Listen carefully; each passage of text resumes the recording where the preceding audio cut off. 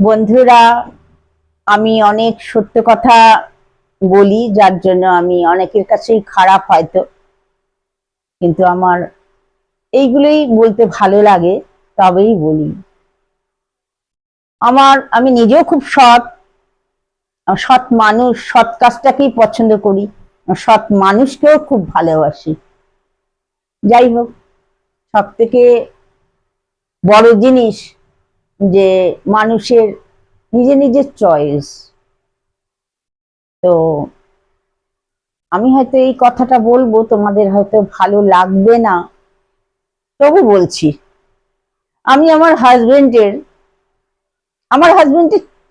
Sugar, ঠিক আছে, 2 মাস অন্তর অন্তর চেক করতে হয়, টেস্ট করতে হয়। তো সেই টেস্টের মানুষটাকেও আমি ফোন করে ডাকি, আমার উপর পুরো সংসারটা নির্ভর করে। তো টেস্ট হয়, সেই টেস্ট রিপোর্ট নিয়ে আমি আবার ডক্টরের কাছে যাই, ডক্টরকে দেখাই, কি প্রেসক্রাইব করলো উনি, তারপর আবার মেডিসিন কিনেও আনি। এবং আমি হাতে তুলে না দিলে উনি খান না ওষুধ, সেটাও করতে হয় আমাকে। যাই হোক, টেস্ট হয়েছে, রিপোর্ট নিয়েছি, রিপোর্ট নিয়ে গেছি এক ওষুধের চেম্বারে। ডক্টর বসেন, তো ডক্টর তখনো পর্যন্ত আসেননি।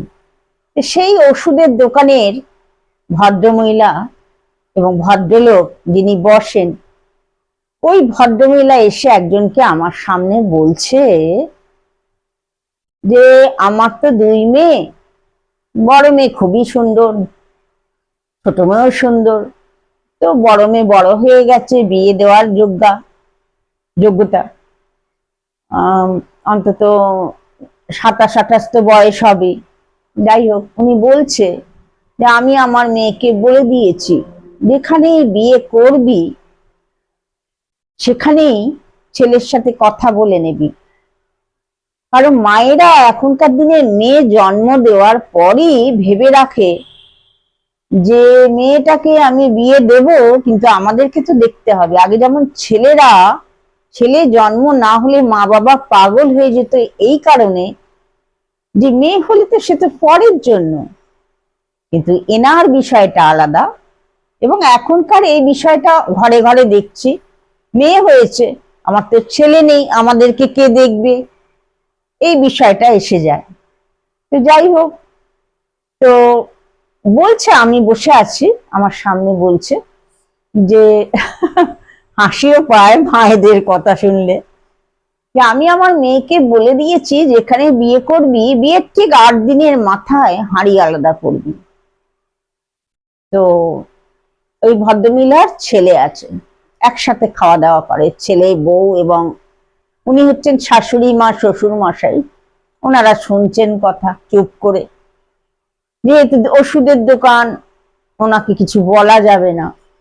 তো আলাদা হবি, এতে কি হবে, শাশুড়ির সাথে অশান্তিও থাকবে না, শাশুড়ি এসে 1 বাটি খাবার তোকে দেবে, আবার তুইও ভালো মন্দ হলে 1 বাটি দিয়ে আসবি, তরকারি যা হোক ভালো মন্দ, এইরকমই থাকবি, তাহলে অশান্তি হবে না। আমি তো উচিতবাদী, সৎ কথা, সৎ জিনিসের আমি সবসময় চলবার চেষ্টা করি যতদূর সম্ভব, অসৎে থাকি না। আমি সেখানে কথা না বললেও হতো, আমি সহ্য করতে না পেরে বলে উঠলাম, কি বললেন? না আপনি শোনেননি? আমি বললাম, না আমি শুনিনি, ঠিক করে শুনেছি, আমি বলে দিয়েছি। দেখুন আমাকে বলছেন উনি, দেখুন দিদি, আমি মেয়েকে বলে দিয়েছি 8 দিনের মাথায় বিয়ে হলে আলাদা হয়ে যাবি। আমি বললাম, ব্যাস, আর বলতে হবে না। আচ্ছা, আপনার ঘরে যদি ছেলে হতো, সে 8 দিনের মাথায় আলাদা সংসার করতো, সেই জমিতে 1 বাটি তাকে দিত, আবার সেও ভালো মন্দ হলে 1 বাটি দিত, আপনার কেমন লাগতো? না না, আমার খারাপ লাগতো না, ওইটাই শান্তির বিষয়। আমি বললাম, শান্তিটা তো প্রথম থেকেই মেয়ের মা আর বাবা অশান্তি বানিয়ে দিয়ে মেয়েকে পাঠায়, সেই শিক্ষাটা তো দেয় না, যে বাটি না, রান্না করে শ্বশুর শাশুড়িকে খাওয়াতে হবে, এবং শ্বশুর শাশুড়িকে যত্ন করবি, যখনই মা মনে করবি, তখনই সেই শ্বশুর শাশুড়ি আর শ্বশুর শাশুড়ি থাকবে না, সেও মেয়ে বলে মনে করবে। এই শিক্ষাটা তো ঘরে ঘরে দিচ্ছে না। এখানে তো নিজের নিজের স্বার্থের ব্যাপার এসে গেছে। তার কারণ আলাদা যদি থাকে আপনার মেয়ে, তাহলে আপনি যাওয়া আসাটা বেশ দিব্যি ভালো মন্দ খেয়ে আসবেন আর যাওয়া আসাটা করতে পারবেন। আর ফোন তো আছেই, রোজ ফোনে কি হলো, কি বললো, কি করছে, এ তো চলতেই থাকবে। যার মায়ের বিয়ের আগে এই ধরনের কথা উনি শুনে না, আমার উচিত উচিত কথা শুনে থামলেন, থেমে নিয়ে বললেন, না আপনি এরকম বলবেন আমি ভাবতে পারিনি, আমি শান্তির জন্য বলেছি। না, শান্তি এভাবে হয় না। একটা মেয়েকে বিয়ের পর ঠেলে দিতে হয়।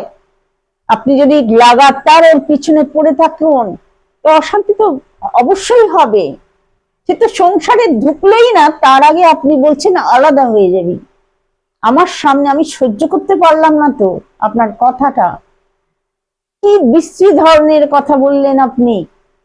তাহলে ছেলে বাবা মার জমিতে থাকবে কেন? মেয়ের জমিতে এসে থাকুক। যখন এই কন্ডিশন হবে তখন বাবা মার সাথে থাকার ইচ্ছা আগের থেকেই থাকবে না, যে মেয়ের বাড়িতে এসে উঠুক। কি না, ভাগটা নিতে হবে তো, সেই জন্য আপনি শেখাচ্ছেন আগে থাকতে। আর ওখানে থাকলে আপনি ডেইলি যাওয়া আসা করবেন, বেশি দূরে তো বিয়ে দেবে না। এই জন্য আমি বলি প্রত্যেক মা বাবাকে, ঘরে ঘরে যে অশান্তি, ঘরে ঘরে বউদের দোষ দিচ্ছে না। নতুন বউ কখনো এত বাড়ে না যদি কোনো তার মা বাবা ভুল শিক্ষা না দেয়। কোনো বউ মাথা উঁচু করে এসে নিয়ে শুরু করতে পারে না। আর তার সাথে সাথে ছেলেরও অনেক দোষ। ছেলে কি করে, বউ যা বলে, ভুল বলুক ঠিক বলুক, সেইটাকেই মান্যতা দেয়, মা বাবাটাকে এক সাইড করে দেয়। কি না, অশান্তি, আমার বউ রেগে যাবে। রেগে গিয়ে কি করবে? রেগে গিয়ে কি করবে? যদি ছেলে ঠিক থাকে তাহলে রেগে গিয়ে কি করবে? এইটা আমার বলার ইচ্ছে ছিল, আপনাকে বললাম। এই দুনিয়াটা কি হয়ে যাচ্ছে ভাবতেও পারি না।